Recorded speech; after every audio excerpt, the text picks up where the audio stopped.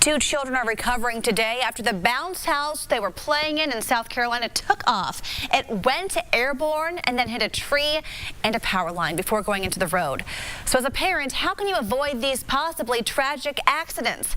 The owners of Indy Inflatables tells me that it's all in the setup. We grew up on the backyard party and we're not going to walk away from that. And that's why Liz Blystone keeps kids bouncing through her business, Indy Inflatables. But she knows the risk, so she wants to make sure you ask the right questions. What do I need to ask you? When you're calling on the phone, one of the key things to find out is the company insured?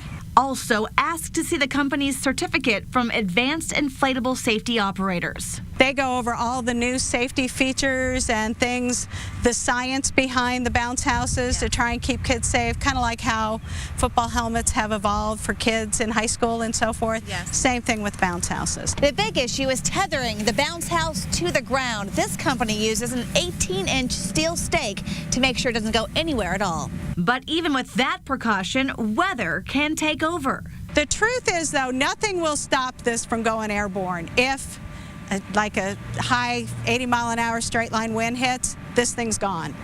It's a giant balloon. And the inflatable will start rocking in winds blowing just 25 miles per hour. That's why Blystone's company sets up before every party and goes over the instructions, warnings, and risks twice, with a signed consent that someone will always be watching the kids. You really hate when you see something like that because really it could have been prevented. You just got to use a little bit of common sense and always have adult supervision. While these images are scary to say the least, Blystone tells me safe fun is possible. And in the 7 years her company has been in business, they've never had to file an insurance claim.